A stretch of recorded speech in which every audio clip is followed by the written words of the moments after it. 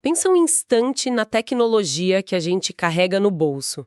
Um aparelho super sofisticado que guarda a nossa vida digital. E aí, um segundo, sabe? Um descuido, uma queda de moto e tudo pode mudar. Não é só a tela que quebra. Uma das funções mais incríveis que a gente usa dezenas de vezes por dia sem nem pensar, pode simplesmente morrer. E não é uma morte qualquer. É uma que para a maioria das pessoas seria permanente. É exatamente essa situação que a gente vai analisar hoje, mergulhando fundo numa fonte que nos enviaram, um vídeo do canal Dan Haley Electronics. Nele, um técnico realiza o que só dá para descrever como uma microcirurgia. Tudo para salvar o Face ID de um iPhone XR. Exato. E a missão aqui não é só acompanhar um conserto. É entender por que uma peça quebrada não pode ser simplesmente trocada por uma nova. E o que essa complexidade toda revela sobre o design dos nossos aparelhos e talvez até sobre os nossos direitos, né? Com certeza. Porque o que parece ser só um cabo partido, na verdade abre uma porta para uma discussão muito, muito maior. Exatamente. O problema central que o técnico enfrenta não é o cabo em si, que ele chama de flex auricular. O verdadeiro desafio são os componentes minúsculos, quase invisíveis, que estão ali soldados nesse cabo. Nos iPhones, por uma decisão de design da Apple, esses sensores têm um casamento digital com o processador. Casamento digital? Como assim? É tipo uma chave e uma fechadura única. Se você troca a fechadura, mesmo por uma idêntica, original, a chave antiga não funciona mais.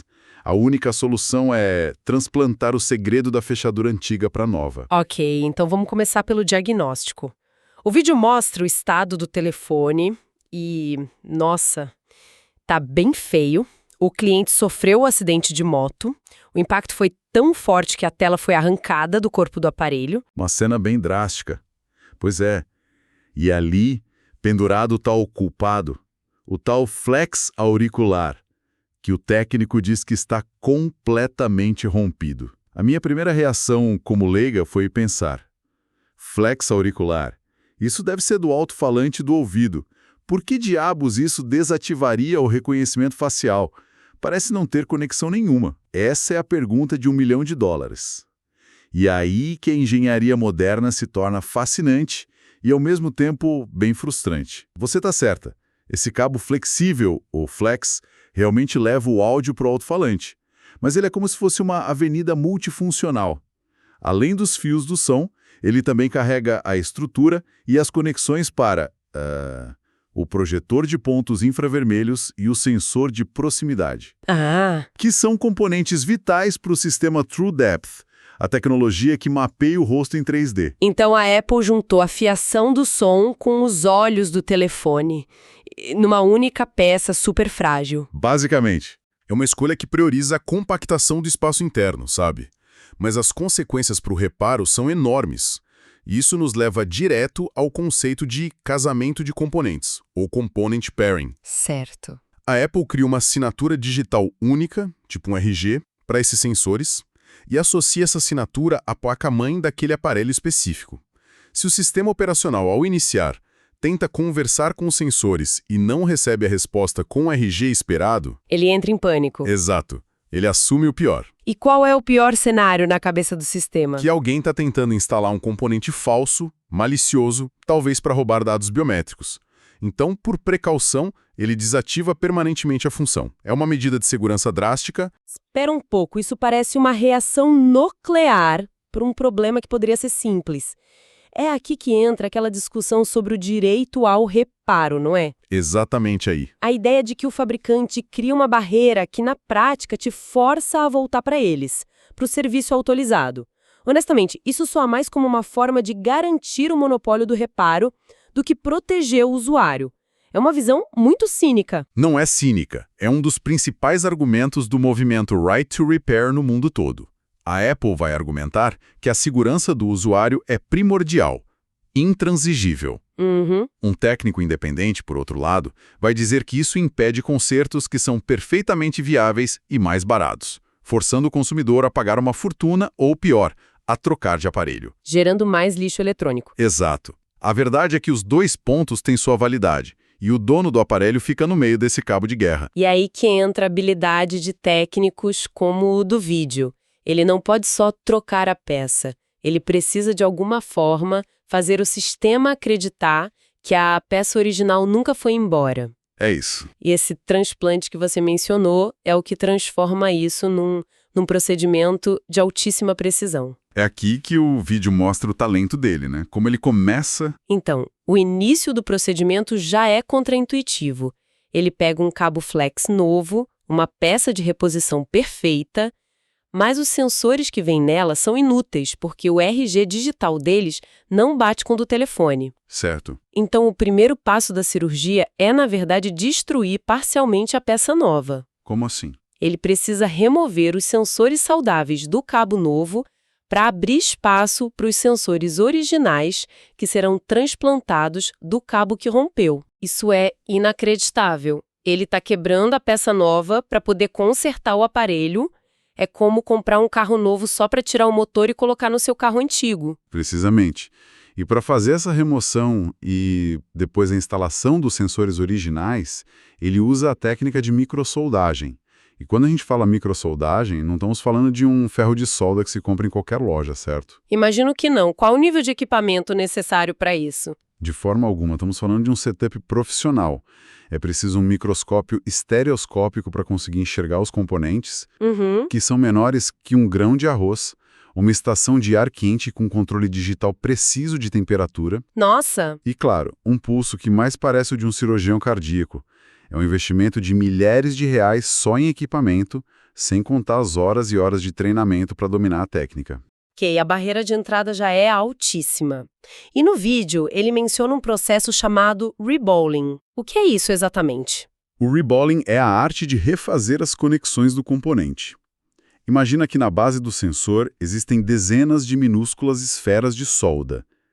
Quando ele remove o sensor do cabo antigo, essas esferas ficam disformes.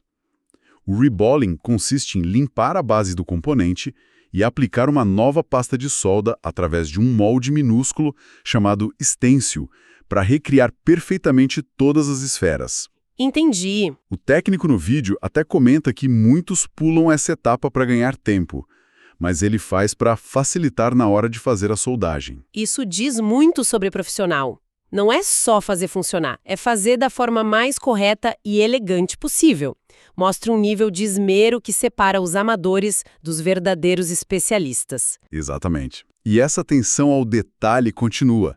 Ele narra os cuidados que está tomando. Por exemplo, ele menciona para não dobrar ele demais, referindo-se ao novo cabo flex. Qual é o perigo real ali? Um pequeno vinco e já era. Com certeza. Esses cabos flexíveis têm trilhas de cobre finíssimas impressas neles, quase como veias.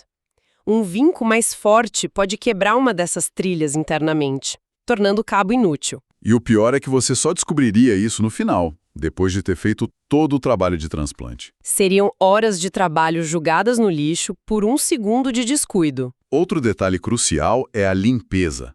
Após a soldagem, é preciso remover o fluxo de solda que fica. Ele usa álcool isopropílico, mas faz uma ressalva importante. Não passar o álcool na parte de cima dos sensores, nos pequenos orifícios. Ah, claro, nas lentes. Isso, porque poderia manchar ou danificar a ótica do projetor de pontos, comprometendo o Face ID. É um conhecimento que só a prática ensina. Eu preciso destacar uma parte do vídeo que me deixou boquiaberta. Ele está posicionando um dos sensores microscópicos sobre o novo cabo, aplicando calor, e de repente a peça simplesmente se ajeita sozinha no lugar. Olha aí, vai sozinho para o lugar. Como isso é possível? Parece bruxaria. É a física trabalhando a favor do técnico. Parece mágico, né?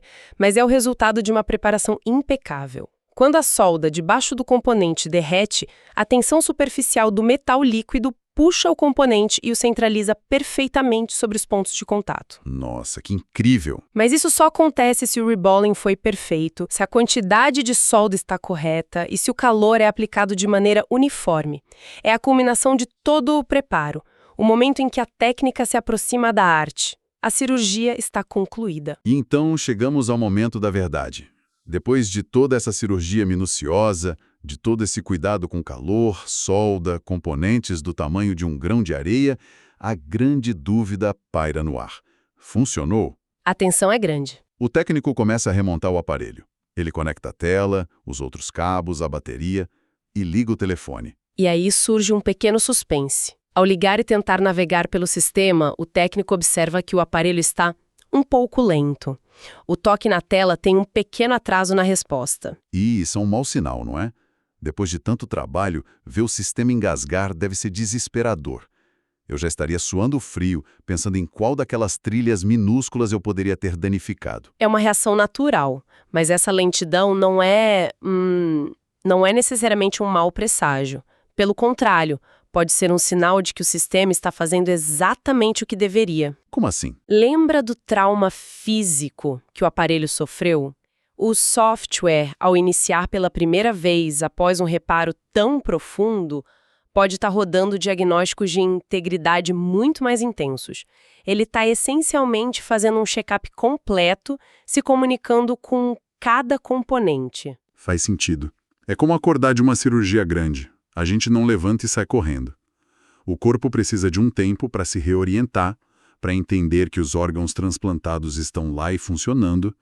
O cérebro do aparelho está se reconectando com seus sentidos. Exato. E essa lentidão inicial pode ser apenas parte desse processo de redescoberta.